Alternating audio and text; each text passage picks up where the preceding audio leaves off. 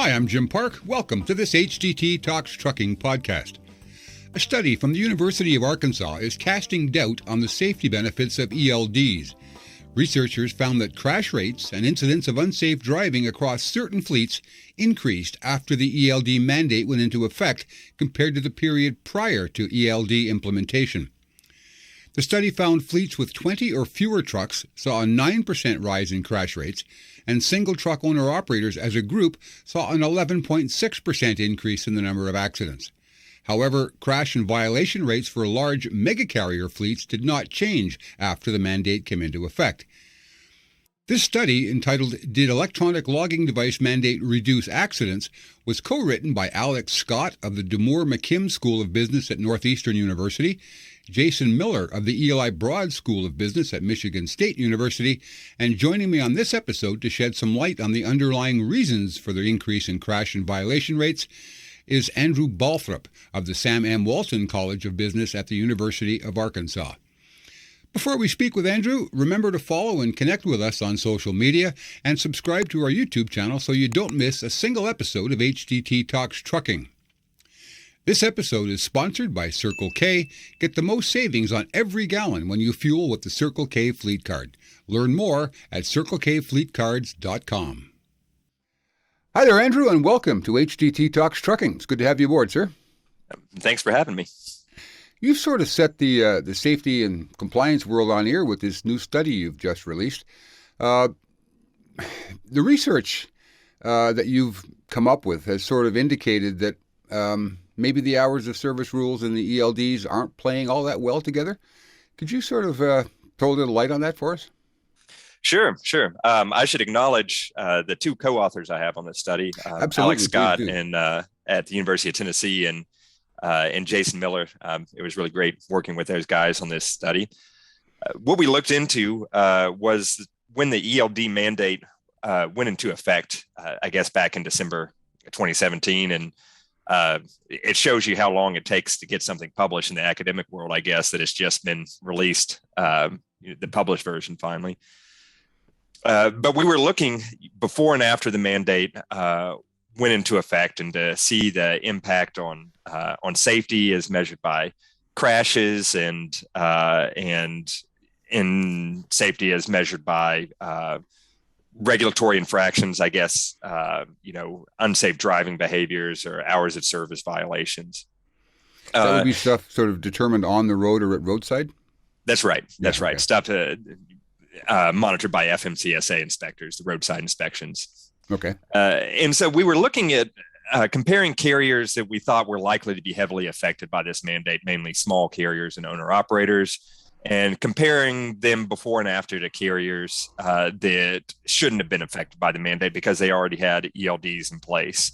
And these were the large carriers. We used a couple different control groups, but the one we sort of settled on was this group of 7 large asset-based carriers that are the J.B. Hunts and the Werners and those kind of trucking companies that had had ELDs installed for a long time, going back to maybe the middle or even early 2000s.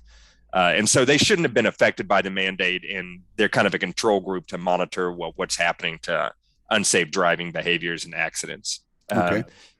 And comparing them to carriers that were late adopters or likely to be late adopters is that we saw that, in comparison to the control group, is that accidents we're pretty sure didn't go down, and there's some slight evidence that accidents for these smaller carriers that were affected actually went up a little bit.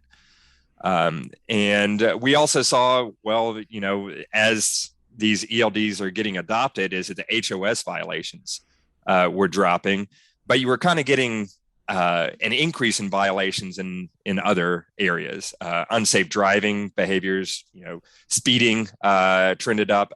Unsafe driving behaviors among the adopting carriers increased by about 1/3, according to our. And so this is improper lane changes or following too closely or speeding.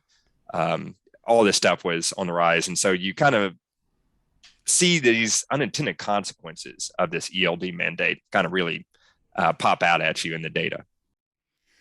So when you talk about violations and roadside inspection data, does it suggest a trend? I mean, I've heard some people suggest that if you were trying to determine the efficacy of the HOS rules within the context of ELDs, the rules never changed, but suddenly now drivers had a hard stop to their day. They had to get more work done within a prescribed amount of time, and there was no adjustments to be made or fudging to be made. The kinds of activity that you were monitoring, on-road activities, does it suggest drivers were rushing or maybe doing risky things in order to take advantage of that limited window of opportunity? It certainly seemed that way. The data, I think, indicates that pretty strongly. It's interesting as we got into the study is that one of the things is a lot of drivers are paid piece rate, paid by the mile. Paid by the mile, exactly. And so, they have these mileage targets they're trying to hit. And so miles is just speed times hours. And if you put a hard stop on those hours, the only margin you have there is speed, is getting, is getting there quicker. And so that's one way you can do things. Another thing I've heard of after people have looked at this study is some drivers have been commenting that they're actually getting pushed more towards the hours limit because it's more transparent, I guess, where they are in their hour of duty cycle. And so you're getting more stuff crammed in there and getting closer to the limit. That'd be something that we'd be actually interested in looking at if we had really good hours data before and after. Do you see people getting right up onto the edge of that limit before and maybe driving more tired than they were because of the more precise monitoring? Indeed. One commentator I heard speaking on this subject with regard to your study sort of dismissed your conclusions on the speeding and accident crash rate data, saying that fatigue-related crashes would be a much better measure of whether or not ELDs were working. It's pretty tough to prove if a crash is fatigue-related, but that's not really the point of your study, was it? You weren't trying to dwell on or deal with whether or not drivers were doing this because they were tired, i.e. working too long or lack of sleep. But the obvious implication here is that they're rushing and making mistakes and doing risky behavior. So is trying to determine fatigue in relation to this crash, speeding, bad driving thing an accurate way of looking at it?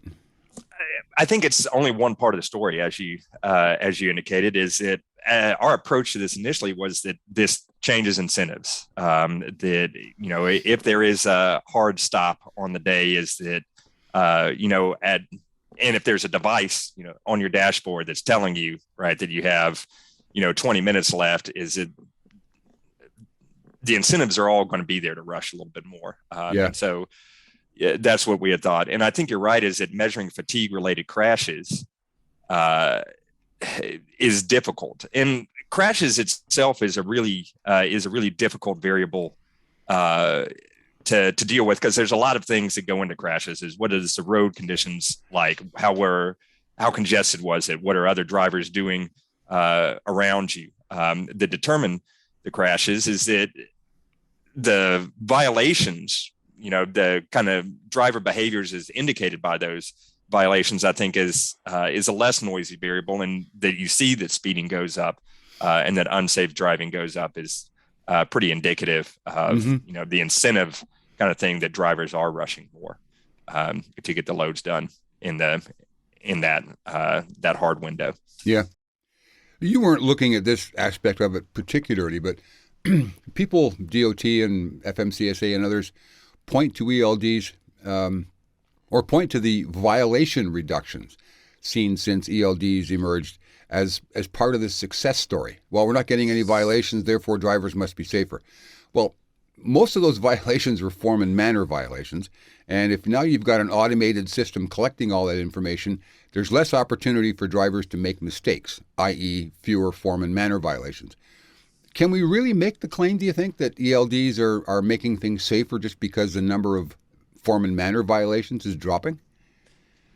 I think that's a great point. And we actually dug into this a little bit with those form and manner violations that you talked about. And I don't think this actually made it into the final published version of the study, but those go to basically zero. That it was a good part of the violations before, and then you don't see any of them anymore because you can't make a computational error anymore with an ELD installed. You either have them or you don't.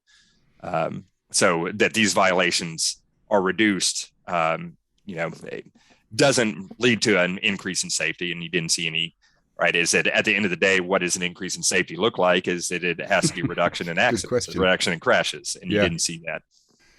We reached out to FMCSA for a comment on this story. They said they were aware of the study and it's under review. Have you heard anything directly from FMCSA or anybody involved?